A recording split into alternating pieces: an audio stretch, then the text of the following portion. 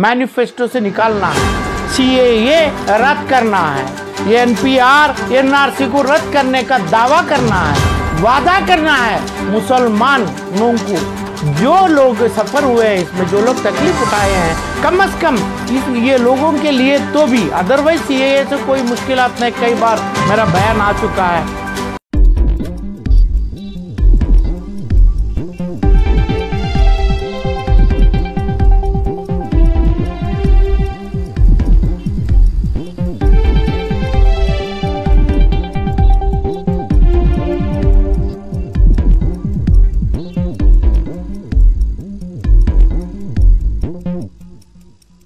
Sir, हाल ही में जो है कांग्रेस वालों ने, कांग्रेस पार्टी की जानिब से उनका मैनिफेस्टो रिलीज किया गया है, लेकिन एक बड़ी बात जो कि माइनॉरिटी के ताल्लुक से हो, मुसलमानों के ताल्लुक से हो, उन्होंने वो बात को नज़रअंदाज की है, जो कि सीए, जो इलेक्शन से पहले सीए का नाम लेकर मुसलमानों को डरा रहे थे, इस बात को जो है कहीं ना कहीं कांग्रेस पार्टी ने नज़रअंदाज किया है। अगर वो चाहते तो अपने मैनिफेस्टो में एनआरसी हो, एनपीआर हो, सीए हो, इस तरह के काले कानून को हम रद्द करेंगे, इस तरह का वो मैनिफेस्टो में अपने इस्तेमाल कर सकते थे, लेकिन ये बात को कहीं ना कहीं नज़रअंदाज किया गया है।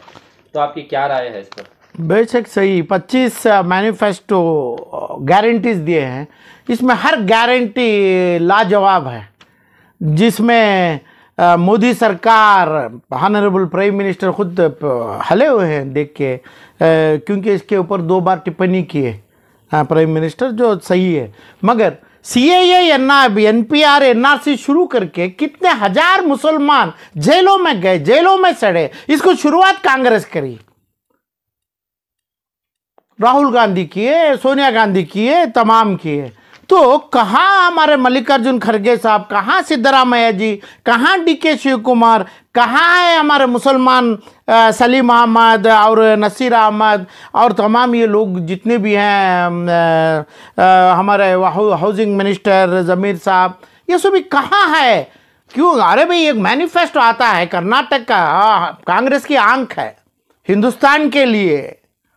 अभी केरल में भी कई कर्नाटक से लाइट डाल रहे हैं कांग्रेस के नाम से, कांग्रेस के सरकार से जो ज़मीर अहमद को पावर दिया गया है। तो ये लोग तो मैनिफेस्टो बनाने में होना था, ये कमेटी में ये लोग होना था, तो सीएए को रद्द कर दिए, एनपीआर एनआरसी को दफन कर दिए, ज़बानी नहीं है। और कॉन्स्टिट्यूशनल अमेंडमेंट को, जो अमेंडमेंट के नाम से अपना अनंत कुमार हेगड़े को ड्रॉप किया, और इतना आरएसएस के सपोर्ट का, जितने सालों का एक जवान आदमियों को, कितने 1 2 3 4 जो अमेंडमेंट करने का नारा लगाए थे, पूरों को निकाल दिए। कौन निकाला? तो भाजपा से निकाले, आरएसएस से निकाले और मोदी सरकार निकाले। तो अब ये कॉन्स्टिट्यूशनल अमेंडमेंट का सवाल क्यों लाए? इसमें 50% लेना है, यानी 50% तो ऑलरेडी है, supreme court, honourable supreme court का ऑर्डर है रिजर्वेशन में। अब ये क्या है रिजर्वेशन, यानी एससी एसटी ओबीसी, ये अभी प्लस करके ये लाना, अमेंडमेंट चेंज करने के बाद भी मैनिफेस्टो से निकालना है, सीएए रद्द करना है, एनपीआर एनआरसी को रद्द करने का दावा करना है, वादा करना है मुसलमानों को। जो लोग सफ़र हुए हैं इसमें, जो लोग तकलीफ उठाए हैं, कम से कम ये लोगों के लिए तो भी, अदरवाइज सीएए से कोई मुश्किलात नहीं, कई बार मेरा बयान आ चुका है। अक्टूबर 31 2014 के पहले कौन कौन आए थे नॉन मुस्लिम्स में, कई 4 कम्युनिटी सब कास्ट, ये लोगों को उन सिटीजनशिप देंगे। मगर आप लोग तो बताए असदुद्दीन ओवैसी की ज़बानी हो गई थी, दूसरी ज़बान नहीं आती उनकी, एमआईएम की, और अपनी एपी जो जेल में है बंदा उसका, और ये लोग, ये तमाम लोग करें ना। अभी मैनिफेस्टो मिलते हैं, ये लोगों के साथ मिलजुल के सरकार बनाएंगे, आप सरकार आपकी होगी तो कैसे ये लागू करेंगे क्या?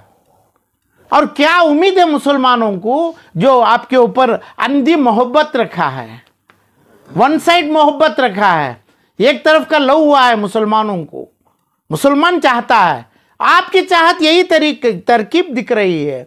तो 15 दिन का टाइम, 12 से 15 दिन का टाइम, आलम पाशा, मेरी रिक्वेस्ट, मेरी अपील खड़गे के सामने, सिद्धरामैया जी, डीके शिव कुमार, ये मुसलमानों के सामने, और दूसरे जो नाम बोला मैं रखूँगा, मेरी अपील है, मेरी वेरी हम्बल रिक्वेस्ट है, जो मुसलमानों को सदमा हुआ है वो सदमे के लिए आपका मैनिफेस्टो बदलाइए, नया मैनिफेस्टो लाइए।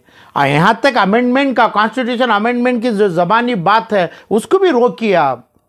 अब इसमें यह पता चल रहा है कि भाई कांग्रेस में कोई इलम वाला नहीं है, कांग्रेस में कोई चीज़ को, कोई काम को, कोई कोऑर्डिनेशन को किसी को ले आ नहीं जा रहा है, यही पता। तब है कौन उसमें? कांग्रेस में है कौन है तमाम चीज़ बनाने के लिए? सीएए यहाँ से नहीं, असम से बंगाल, बंगाल से मणिपुर, मणिपाल, पूरी जगह तो होने का है ना, ये लागू होने का है।